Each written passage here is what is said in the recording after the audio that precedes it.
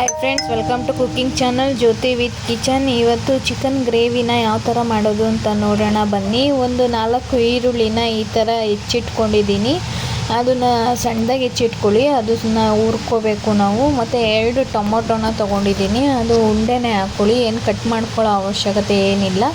ಇದರಲ್ಲಿ ಒಂದು 3/4 ಬೌಲಷ್ಟು ತೆಂಗಿನಕಾಯಿನ ತೊಗೊಂಡಿದ್ದೀನಿ, ಹಸಿ ತೆಂಗಿನಕಾಯಿ. 1 ತೆಂಗಿನ ತುರಿ ಇದ್ರೂ ಹಾಕ್ಕೊಳ್ಳಿ, ಚೆನ್ನಾಗಿರುತ್ತೆ. ಮತ್ತು 1 ಹಿಡಿಯುವಷ್ಟು ಕೊತ್ತಂಬರಿ ಸೊಪ್ಪನ್ನ ತೊಗೊಂಡಿದ್ದೀನಿ. ನನ್ನ ಹತ್ರ ಶುಂಠಿ ಬೆಳ್ಳುಳ್ಳಿ ಪೇಸ್ಟ್ ಇದೆ, ಅದಕ್ಕೆ ನಾನು ಪೇಸ್ಟೇ ಹಾಕ್ಕೊತಿದ್ದೀನಿ. ಇಲ್ಲದವರು ಶುಂಠಿ ಮತ್ತು ಬೆಳ್ಳುಳ್ಳಿನ ನಿಮಗೆ ಎಷ್ಟಕ್ಕೆ ಬೇಕಷ್ಟು ಅಳತೆಗೆ ಪ್ರಮಾಣವಾಗಿ ತಕ್ಕಂತೆ ಹಾಕ್ಕೊಳ್ಳಿ. ಒಂದು 4 ಪೀಸ್ ಚಕ್ಕೆ ತೊಗೊಂಡಿದ್ದೀನಿ, 4 ಪೀಸ್ ಲವಂಗ ತೊಗೊಂಡಿದ್ದೀನಿ. ಒಗ್ಗರಣೆಗೆ ಎಷ್ಟು ಬೇಕೋ ಅಷ್ಟು ಪುದೀನನ ತೊಗೊಂಡಿದ್ದೀನಿ. 1-2 ಹಸಿಮೆಣಸಿನ್ಕಾಯಿನ ಈ ಥರ ಹೆಚ್ಚಿಟ್ಕೊಂಡಿದ್ದೀನಿ, ಇದು ಒಗ್ಗರಣೆಗೆ. ಮತ್ತು ಒಂದು ಟೊಮೊಟೊ, 2 ಈರುಳ್ಳಿನ ಸಣ್ಣದಾಗಿ ಹೆಚ್ಚಿಟ್ಕೊಂಡು ಸೈಡಲ್ಲಿ ಎತ್ತಿಟ್ಕೊಂಡಿದ್ದೀನಿ. ಇವಾಗ ಒಂದು ಬಾಣಲಿ ಮೇಲೆ ಈರುಳ್ಳಿ, ಟೊಮೊಟೊ ಮತ್ತು ಚಕ್ಕೆ, ಲವಂಗ, ಸ್ವಲ್ಪ ಕಡಲೆ ಹಾಕ್ಕೊಂಡಿದ್ದೀನಿ, ಸ್ವಲ್ಪ ಮೆಣಸು ಹಾಕ್ಕೊಂಡು ಫ್ರೈ ಮಾಡ್ಕೋಬೇಕು. ಇದು ಫ್ರೈ ಮಾಡೋದ್ರಿಂದ ತುಂಬಾ ರುಚಿಯಾಗಿರುತ್ತೆ. ಒಂದು ಸತಿ ಮಾಡಿ ನೋಡಿ, ಅದೇ ಬೇಕು ಅಂತೀರ.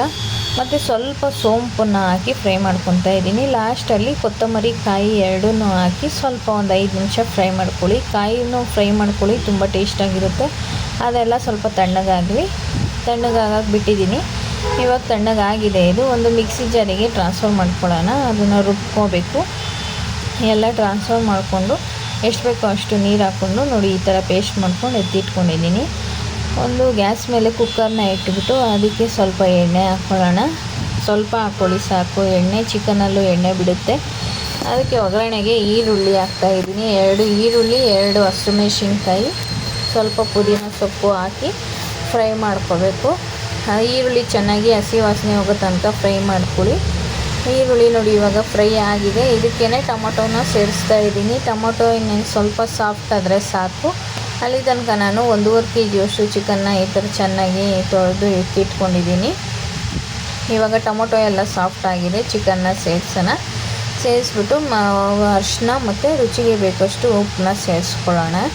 ಈ ಸ್ಟೇಜಲ್ಲೇ ಸೇರಿಸ್ಕೊಂಡ್ರೆ ಚಿಕನ್ನು ಅಷ್ಟು ಸ್ಮೆಲ್ ಬರಲ್ಲ, ಸ್ಮೆಲ್ಲೆಲ್ಲ ಕಡಿಮೆ ಆಗುತ್ತೆ. ಅರಿಶಿನ, ಉಪ್ಪು ಈ ಸ್ಟೇಜಲ್ಲೇ ಸೇರಿಸ್ಕೋಬೇಕು. ಅದೆಲ್ಲ ಸ್ವಲ್ಪ ಎಣ್ಣೆ ಬಿಡೋ ತನಕ ಫ್ರೈ ಮಾಡ್ಕೊಳ್ಳಿ.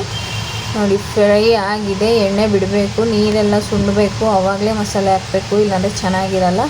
ನಾನು ಅದಕ್ಕೆ 2 ಟೇಬಲ್ ಸ್ಪೂನಷ್ಟು ಧನಿಯಾ ಪೌಡ್ರನ್ನ ಹಾಕ್ಕೊಂಡಿದ್ದೀನಿ. ನಮಗೆ ಖಾರಕ್ಕೆ 2 ಟೇಬಲ್ ಸ್ಪೂನಷ್ಟು ಅಚ್ಚ ಖಾರದ ಪುಡಿನ ಹಾಕ್ಕೊತಾ ಇದ್ದೀನಿ. ನಿಮಗೆ ಎಷ್ಟು ಬೇಕೋ ಅಷ್ಟನ್ನು ಹಾಕ್ಕೊಳ್ಳಿ.